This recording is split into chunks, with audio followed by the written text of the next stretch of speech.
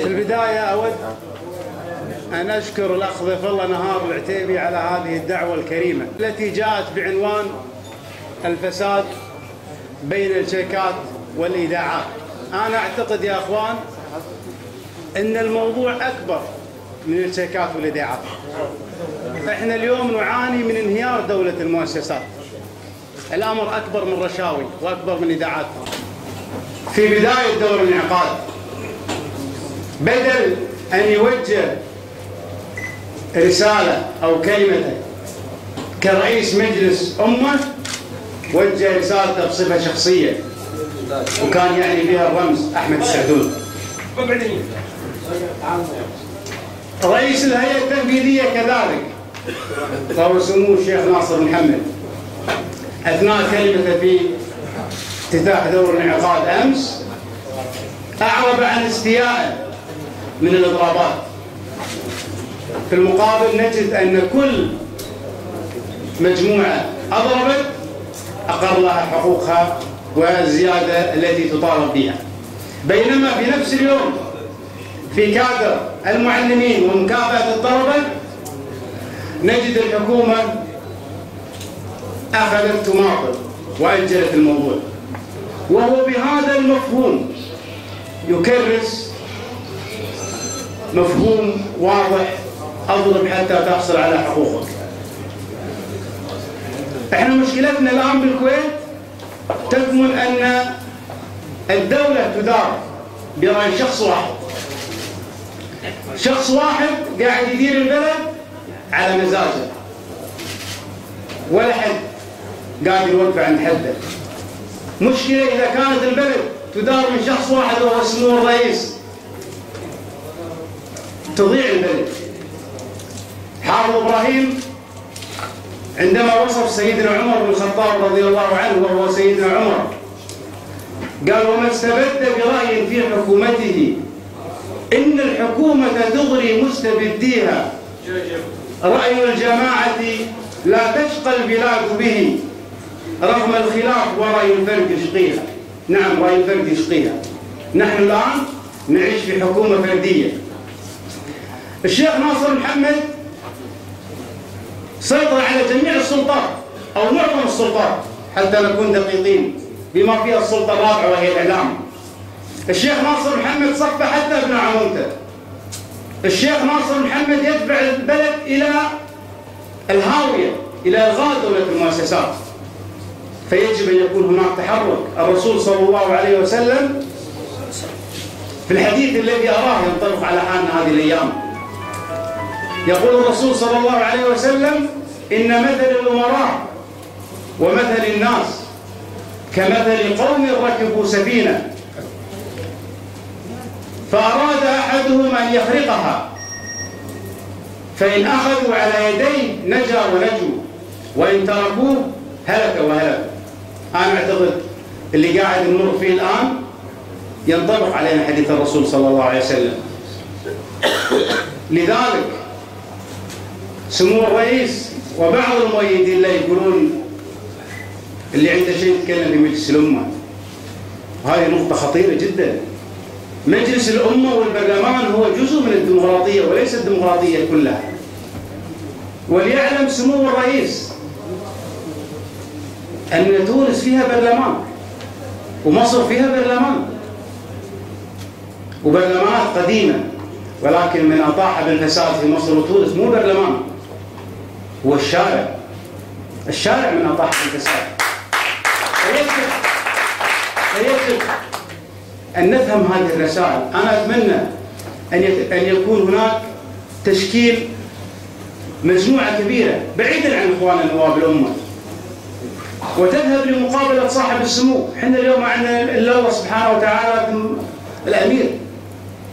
اليوم ما عندنا أي ثقة في مجلس الأمة ولا عندنا ثقة في السلطة التنفيذية. فيجب أن يكون هناك حراك شعبي بالتوجه إلى صاحب السمو اللي أملنا فيه كبير بعد الله سبحانه وتعالى. الكويت الآن تتوجه نحو الهاوية. فأنا أتمنى أن يقوم رجال الكويت ويطلبون مقابلة صاحب السمو ويعرضون أن البلد قاعد تنهار. اليوم ما يقوم به سمو الرئيس ما حد سبق عليه في تاريخ الكويت. فأنا أتمنى أن تتضافر الجهود بتشكيل وقت لمقابلة صاحب السمو حتى لا تطبع سفينة الكويت. أنا ودي أتكلم عن نقطة أخرى فيما يخص نواب الأمة. إحنا مطالبين أن ننتقد الحكومة، كذلك مطالبين أن ننتقد النواب الذين خذلونا في البرلمان. لكن هناك جانب آخر مهم، هو أن ندعم النواب الوطنيين داخل قبة عبد الله الصالح مثل فيصل المسلم وزملاء الآخرين. هؤلاء يحتاجون دعم ويحتاجون مساعدة. هم يتعرضون إلى هجمة شرسة، حتى البعض يسميهم بالدستوريين الجدد. وأنا أقول لصاحب هذه التسمية: إذا كان هناك دستوريين جدد فهناك فداويين جدد. هؤلاء النواب يجب أن ندعمهم. الحملة اللي قاعد يشنها الإعلام الفاسد وبعض أرواح الحكومة، وأنا يعجبوني النواب اللي أمس ما صافحوا سمو الرئيس لسبب القضية ما هي قضية علاقات اجتماعية ولا هو أمر من منظور اجتماعي. هم في البرلمان وكان الهدف إيصال رسالة سياسية، لأن عدم مصافحة رئيس الوزراء هي لها مدلول سياسي، أننا لا نستطيع أن نعمل مع هذا الرجل. أنا ودي أتكلم كذلك عن الإعلام الفاسد وبعض مستشارين السلطة يحاولون أن يصورون الشرفاء من أبناء هذا الوطن أنهم ضد الحكم، ودائما في قنواتهم الفاسدة يتكلمون أن هؤلاء ضد الحكم. والتاريخ يعيد نفسه.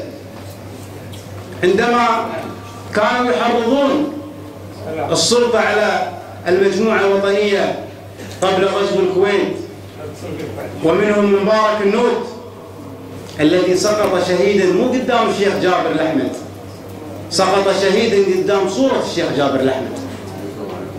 وأنا أعتقد وأجزم أن الكويت إذا تعرضت لأي عدوان لا سمح الله أو لأي مكروه سوف يسقط أمام صورة الشيخ صباح الأحمد خالد الطاحوس وأحمد السعدون ومسلم البراك والنخبة الوطنية الأخرى. ما هو الإعلام الفاسد ولا هم المستشارين أصحاب المصالح. أنا ودي أتكلم عن الحملة الشرسة اللي قاعد يوجهها ناصر محمد على النائب الفاضل مسلم البراك، التي وصلت إلى أرذل الكلام. تكلموا عنه بما يغضب الله سبحانه وتعالى. وأنا أقول لأبو حمود: مسمى ضمير الأمة ما جاءت من فراغ، ومسمى ضمير الأمة له ضريبة. واعلم أنك أبو لكل أبناء الكويت، وهذا الساقط السفيه لا يحزنك ولا تلتفت له. وإحنا يكون لنا ثقة أن أبو حمود دائما على الحق ثابت. وأنا أقول لأبو حمود: سري الشجاع الذي ما خان أمته، ولا يغرنك الشذاذ والغجر، سر لا تخف اللئيم في مكائده، فما عرى الكلب إلا رغم الحجر. في الختام أود كذلك أن أؤكد وأشكر الأخ بالفضل نهار العتيبي على إقامة هذه الندوة، لأنه يجب أن يستمر هذا الحراك الشعبي حتى تصل الرسالة لصاحب القرار. والسلام عليكم ورحمة الله وبركاته.